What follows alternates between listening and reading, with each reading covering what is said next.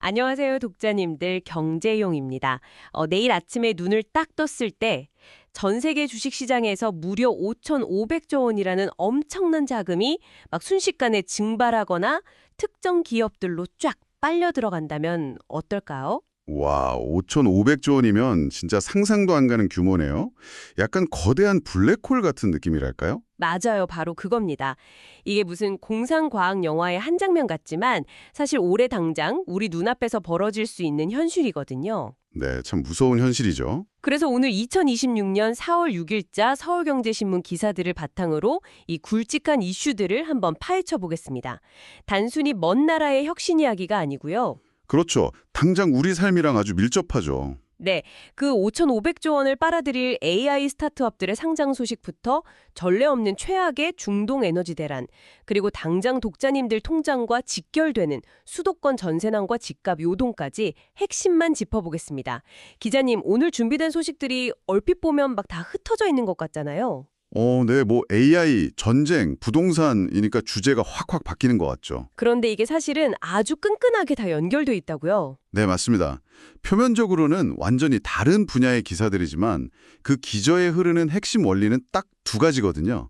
바로 거대한 자본의 이동, 그리고 물가 상승의 압력입니다. 아, 자본 이동과 인플레이션이요? 네. 이제 AI라는 새로운 문명이 폭발적으로 성장하면서 막 상상 초월의 자본이랑 에너지를 집어삼키고 있단 말이죠. 그로 인해서 파생되는 거시경제의 불안정이 결국 우리 동네 아파트 전세가까지 쫙 밀어 올리고 있는 겁니다. 야, 세상에. AI 혁명이 결국 우리 동네 전세가까지 건드린다는 거네요. 좋습니다. 그럼 첫 번째 이슈부터 바로 들어가 보죠. 이 부분이 정말 흥미로운데요. 그동안 글로벌 주식시장은 애플이나 마이크로소프트, 엔비디아 같은 이른바 매그니피선트 세븐, 즉 M7이 완전히 장악하고 있었잖아요. 네, 절대적인 권력이었죠. 그런데 올해 이 판도를 완전히 뒤엎을 헥토콘5 기업들이 줄줄이 상장을 준비하고 있다는 기사입니다. 기자님, 일단 유니콘이나 데카콘을 많이 들어봤는데 헥토콘은 대체 어느 정도 체급인 건가요? 그 스타트업계에서 기업 가치 10억 달러를 유니콘이라고 하고 100억 달러를 데카콘이라고 부르잖아요. 네네, 그렇죠. 헥토콘은 그것의 10배입니다. 그러니까 기업 가치 1,000억 달러, 우리 돈으로 약 130조 원 이상을 인정받는 초거대 비상장 기업을 뜻하는 거죠. 와, 130조 원이 비상장이라고요? 네. 이번에 연내 상장을 추진 중인 이 5개 기업, 이른바 H5는 그야말로 어벤져스급입니다. 일론 머스크의 스페이스X, 챗 GPT를 만든 오픈 AI, 그리고 엔스로픽, 바이트댄스, 데이터브릭스 이렇게 5곳이거든요. 이름만 들어도 벌써 시장에 들썩이는 것 같네요. 더 놀라운 건 이들의 성장 속도입니다.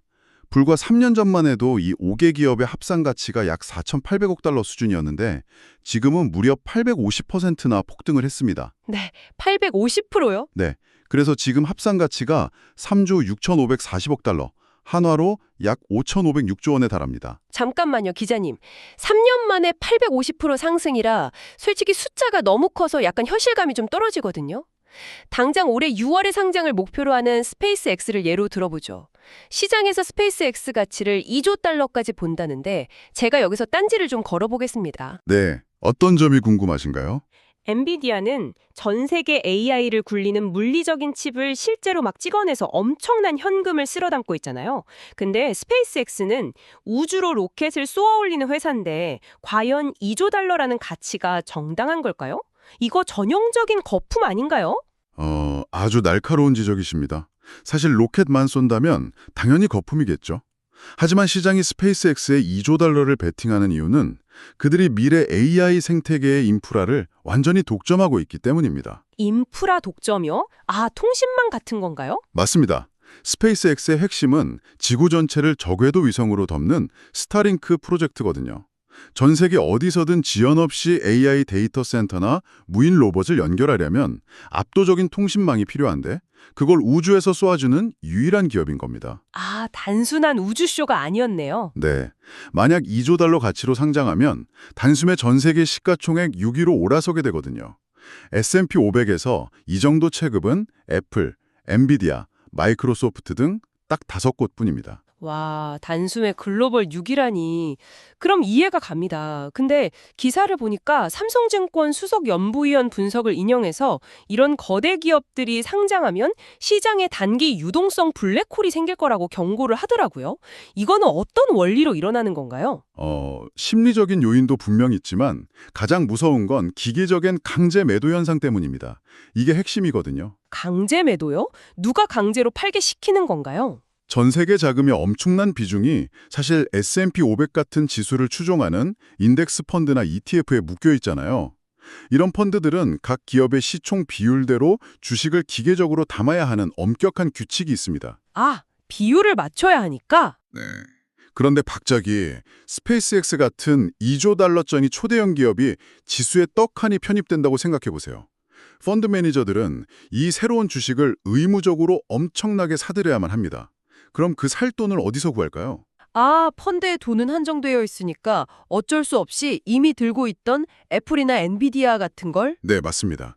다른 기술주들의 비중을 덜어내서 현금을 마련할 수밖에 없는 거죠. 결국 HO의 상장은 전 세계 증시에 깔려있던 막대한 유동성을 진공청소기처럼 쫙 빨아들이게 됩니다. 야, 상장 파티가 다른 누군가한테는 유동성 가뭄이 되는 거군요. 진짜 무서운 나비 효과네요. 자, 이렇게 블랙홀처럼 자본을 빨아들여서 완성된 AI 혁명이 결국 우리 실생활, 그중에서도 금융과 결제의 모습을 완전히 바꿔넣을 텐데요. 네, 그 에이전틱 AI 시대를 말하는 거죠. 맞습니다. 최근에 글로벌 카드사인 비자 경영진이 한국을 방문해서 이 에이전틱 AI를 실험할 최적의 국가로 한국을 지목했다는 기사가 있었어요. 기자님, 에이전틱 AI라는 용어가 좀 어려운데 독자님들을 위해 아주 일상적인 예시로 풀어주신다면요.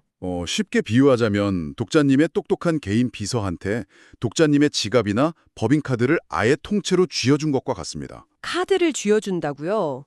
너무 위험한 거 아닌가요? 그만큼 신뢰할 수 있고 똑똑하다는 거죠. 기존 챗GPT는 제주도 비행기표 찾아줘 하면 링크만 띡 줬잖아요.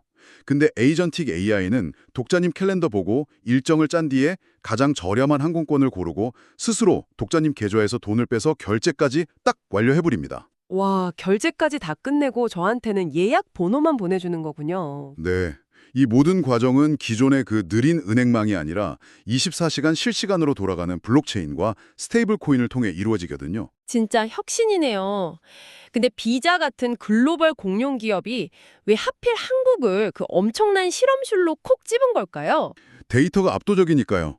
한국은 가상화폐 투자자가 무려 1,700만 명입니다. 게다가 챗 GPT 유료 결제율은 미국에 이어 세계 2위고요.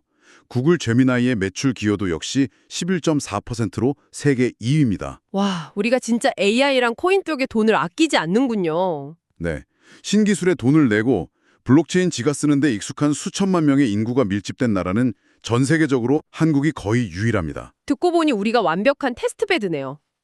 근데 기자님, 저 사실 이 기사 읽으면서 약간 화가 나더라고요. 밖에서는 우리를 이렇게 최고라고 띄워주는데 정작 한국의 법적 제도적 현실은 이걸 뒷받침하고 있나요? 그 점이 정말 가장 뼈아픈 현실입니다. 외부 평가랑 우리 내부 규제가 완벽하게 엇박자를 내고 있거든요. 지금 해외 선진 시장은 온체인 금융으로 전력 질주를 하고 있습니다. 온체인 금융, 그리고 ETF 토크나 뭐 이런 용어들이 나오던데 개인 투자자인 우리 독자님들 입장에서는 이게 제 일상에서 어떤 차이를 만드는 건가요? 아주 직관적인 차이가 있습니다. 독자님께서 지금 스마트폰으로 주식을 팔면 그 돈을 현금으로 뽑기까지 영업일 기준으로 이틀을 기다리셔야 하잖아요. 네, D+2일이니까요. 주말 끼면 엄청 오래 걸리고요. 그렇죠. 그런데 주식이나 ETF를 블록체인 위에서 토큰화하면 금요일 밤 11시든 일요일 새벽 3시든 매도 버튼 누르는 즉시 1초 만에 현금이 지갑에 꽂힙니다. 1초 만에요? 와, 며칠씩 돈 묶여있던 그 답답함이 사라지는 거네요. 그렇게 좋은 걸 우리는 왜 못하는 겁니까? 그렇죠. 해외는 모든 자산을 토큰화하는 대세로 가고 있는데 우리는 가상자산 기본법조차 국회 문턱을 못 넘고 있습니다. 아, 2017년식의 그 낡은 논의에 갇혀 있다는 그 대목이군요. 네, 코인 거래소 지분 제한을 어쩌냐 막 이런 구시대적 소모전만 반복하고 있는 안타까운 상황입니다. 진짜 AI 시대에 훌륭한 고속도로를 깔아놓고 톨게이트를 꽉 막아둔 꼴이네요. 자, 지금까지 첨단 디지털 금융 이야기로 좀 미래지향적인 얘기를 나눴는데 이제 분위기를 확 바꿔서 아주 물리적이고 무거운 현실로 내려와 보겠습니다. 네, 에너지 문제 말씀이시죠? 맞습니다. 우리가 1초 만에 코인 결제하고 AI를 부르려면 결국 어마어마한 전기가 필요하잖아요. 그런데 지금 전 세계 에너지 심장부인 중동이 그야말로 불바다입니다. 이란 전쟁 상황, 지금 얼마나 심각한가요? 이건 단순한 국지전이 아닙니다. 전 세계 에너지 공급망의 근간이 흔들리는 사상 최악의 위기거든요. 교전이 37째 멈추지 않으면서 50여 곳이 넘는 중동 핵심 에너지 시설이 완전히 피격당했습니다. 50곳이요? 이거는 무슨 배송이 좀 늦어지는 수준이 아니라 그냥 공장 자체가 증발해 버린 거잖아요. 맞습니다. 그래서 IEA, 국제에너지기구 파티 비롤 대표가 무서운 경고를 했죠. 이번 사태는 과거 1, 2차 오일 쇼크랑 우크라이나 전쟁 가스 감소를 전부 합친 것보다 훨씬 심각하다고요? 와, 1, 2차 오일 쇼크를 합친 것보다요? 네, 게다가 바브엘만 대부 해협이란 호르무즈 해역 봉쇄 위협까지 겹쳤거든요. 물류 숨통까지 끊어지게 생긴 겁니다. 근데 독자님들 중에는 그래도 전쟁은 협상으로 끝날 거고 부서진 시설은 돈 들여 고치면 금방 복구되지 않을까 생각하실 수도 있거든요. 일시적 충격 아닌가요? 그게 가장 절망적인 부분입니다. 애틀랜틱 카운슬 선임 고문 분석에 따르면요. 파괴된 고도화된 시설들을 복구하는데 최장 5년이 걸린다고 합니다. 5년이요? 몇 달 버티면 되는 게 아니군요. 네, 이건 일시적 충격이 아니라 향후 5년간 글로벌 공급망 자체를 새로 짜야 하는 거대한 구조적 변화입니다. 정말 눈앞이 캄참하네요. 자, 그럼 여기서 제가 독자님들 마음을 대신해서 날카로운 질문 하나 던져보겠습니다. 아니, 스페이스X가 3천조가 되던 중동 기름이 마르든 당장 다음 달 내 전셋집 구하기도 막막한데 내가 왜 이런 거시경제를 알아야 해? 라고 하실 수 있거든요. 충분히 그렇게 생각하실 수 있죠. 이 거대한 폭풍이 우리 동네 아파트 전세난으로 어떻게 직결되는 겁니까? 비유를 들어서 좀 설명해 주시죠. 아주 명확하게 연결됩니다. 중동발 에너지대란은 필연적으로 살인적인 인플레이션을 부르죠. 그러면 한국은행은 금리를 쉽게 못 내립니다. 고금리가 길어지고 불안해지면 사람들은 집을 사는 대신 전세로 안전하게 머물려고 하거든요. 아, 대출받기 무서우니까 전세로 몰리는군요. 그런데 집주인들은 반대입니다. 다주택자 양도세 중과 이슈나 이자 부담 때문에 전세를 거둬들이거나 월세로 돌려버리죠. 그 결과 서울 전세 매물이 1분기 만에 33%나 급감해버렸습니다. 강북권 전세 수급 지수는 아예 최고치를 찍었고요. 매물이 33%나 증발했다고요? 이거 흔히 풍선 효과라고 부르던데 제가 볼 땐 이건 잔인한 의자 뺏기 게임 같습니다. 전세라는 의자 개수가 33% 줄어드니까 앉지 못한 사람들은 어쩔 수 없이 경기도로 전력 질주를 하는 거잖아요. 정확한 비유입니다. 통계가 그걸 증명하거든요. 대출 규제가 덜한 15억 원 이하 경기 지역 아파트로 전세 난민들이 몰리면서 집값이 폭등하고 있습니다. 풍선 효과로 집값이 오르는군요. 올해 1분기 집값 상승률 1위부터 6위가 전부 경기도입니다. 용인 수지가 6.44%, 안양 동안이 5.19%나 올랐어요. 특히 구리나 다남은 매수자 중 서울 거주자 비율이 35%에 육박한다는 한국부동산원 데이터도 있습니다. 10명 중 3명 이상이 서울에서 밀려난 분들이네요. 네, 우리은행 부동산 리서치랩장도 이 임대차 시장 불안이 결국 외곽집 값을 계속 밀어 올릴 거라고 분석했죠. 참 아이러니합니다. 전 세계 자본은 AI라는 화려한 미래로만 몰려가는데 그 제국을 돌릴 에너지는 불타고 있고 그 파편이 날아와 우리의 당장 쉴 곳인 주거 안정을 뒤흔들고 있네요. 네, 모든 게 하나로 연결된 셈이죠. 지금까지 헥토콘 기업 상장, 한국 디지털 금융의 현실, 중동 에너지 대란, 그리고 국내 전세난 풍선 효과 주제에 대해 다뤘습니다. 다음에도 빠른 소식으로 찾아뵙겠습니다. 지금까지 서울경제신문 경제용이었습니다. 감사합니다.